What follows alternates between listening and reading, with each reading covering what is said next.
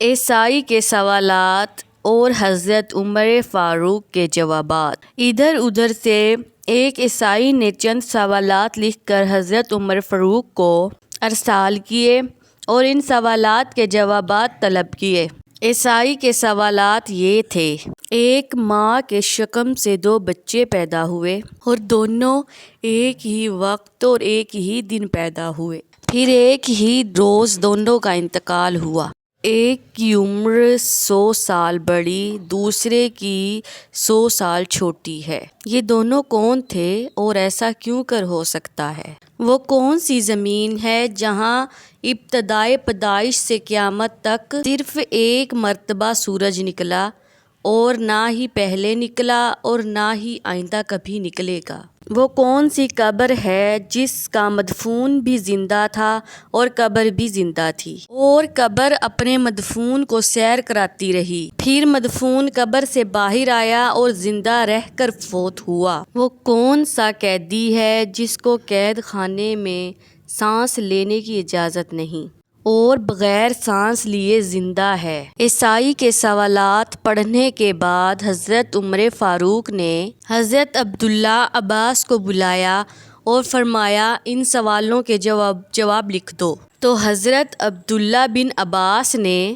ان سوالات کے یہ جوابات تحریر فرما دیے۔ وہ 2 بھائی جو ایک دن پیدا ہوئے اور ایک ہی دن دونوں کی وفات ہوئی، پھر ایک بھائی 100 برس عمر میں چھوٹا، دوسرا 100 برس بڑا۔ یہ دونوں بھائی حضرت عزیز اور حضرت عزیر ہیں۔ دونوں ایک ہی دن ایک ماں سے پیدا ہوئے اور دونوں کی وفات کا دن بھی ایک ہے، لیکن درمیان میں اللہ تعالیٰ نے اپنی قدرت کاملہ دکھانے کے لیے حضرت عزیز پر 100 سال تک موت طاری رہی، پھر 100 سال بعد زندہ ہو کر اپنے گھر گئے، پھر کچھ دن اور زندہ رہے، پھر دونوں بھائی ایک ہی روز فوت ہوئے۔ اس لیے حضرت عزیر کی عمر 100 سال چھوٹی اور حضرت عزیز کی عمر 100 سال بڑی ہو گئی۔ وہ زمین جس پر ساری عمر میں ایک مرتبہ سورج نکلا اور نہ پہلے کبھی نکلا اور نہ ہی کبھی نکلے گا، وہ زمین دریائے کلزم کی تہ ہے